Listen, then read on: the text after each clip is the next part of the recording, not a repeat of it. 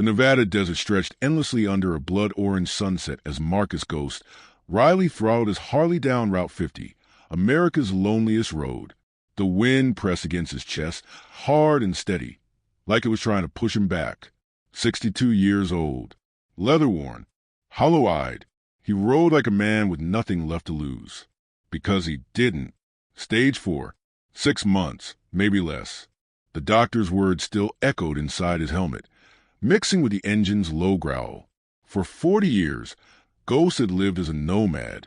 No wife, no kids, no explanations. Just asphalt vibration and the kind of speed that kept memory at a distance. Especially the memory of the daughter he'd left behind 30 years ago. Sarah, 3 years old. He'd chosen the road over diapers, over birthdays, over responsibility. Now, this was supposed to be his final ride. One last stretch of open highway before the pain made riding impossible. He wanted silence, distance, an ending that didn't ask anything of him. Then he saw it, a rural rest stop, barely marked, and beside the overflowing dumpster, movement. Small, wrong. Ghost almost kept riding. Almost. The throttle eased. The bike drifted. Then, with a sharp breath, he made the U-turn. The child couldn't have been more than 4. Dirty blonde hair tangled and stiff. A pink dress stained and too small. She was digging through garbage with tiny hands, stuffing something moldy into her mouth like she didn't have time to think about what it was. Ghost killed the engine. The silence felt apocalyptic. He removed his helmet slowly, like any sudden movement might break her. "Hey there, little one," he said, keeping his voice low. "I'm not going to hurt you." She froze. Wide hazel eyes locked onto his face. The same eyes Sarah had. His chest tightened. "Where's your mama?" he asked. No answer. Ghost looked around.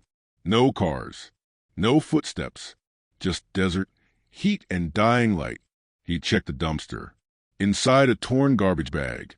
Children's clothes, a broken car seat, and a piece of cardboard with shaky writing. "Can't do this anymore. God forgive me." Ghost's hands began to shake. Rage came first. Then something worse, recognition. He'd done the same thing. Different road. Same abandonment.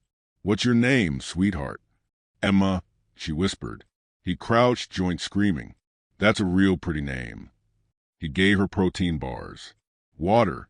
She ate like she hadn't seen food in days. He wrapped his leather jacket around her shoulders. It swallowed her whole. He called 911. "Stay with her," the dispatcher said. "Units are on the way." As they waited, Emma stared at the motorcycle. "My daddy left," she said quietly. "Mama said he didn't want me." Ghost swallowed hard. "Sometimes daddies are stupid," he said. "Sometimes they don't understand what they're leaving behind." She looked up at him. "Did you leave?"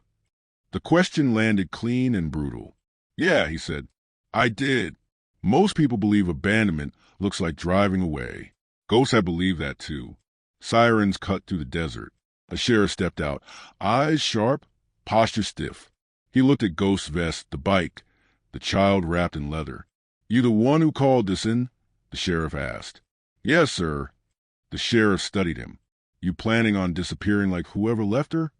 The words hit harder than the diagnosis. "No," Ghost said. "I already did that once." The sheriff held his gaze a moment longer, then nodded. "Good. Because this little girl doesn't need another ghost." Emma pressed her hand to the patrol car window as they drove away. Ghost stood alone as the wind picked up, cutting straight through him. He pulled out his phone, typed a name he hadn't spoken in decades. Sarah Riley. She answered on the 3rd ring. "Dad?" "I don't have much time," he said, "and I don't deserve forgiveness. But I need you to know you were never trash. You were treasure. I was just too broken to stay." Silence. Then a quiet breath on the line. "I don't know what to do with that," she said. "I don't either," Ghost replied. "I just couldn't die without saying it." That night, he listed the bike for sale. When the buyer asked why, Ghost didn't lie. "Because I rode away from something I shouldn't have." The money went to a child protection fund.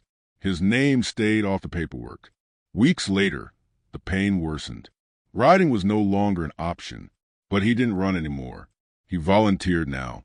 Sat with kids who'd been left behind. Stayed when things got uncomfortable.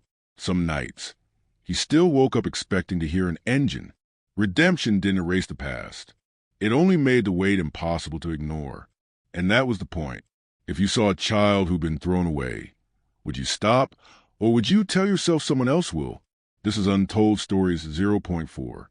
Some rides don't end when the engine stops. They end when you finally turn back.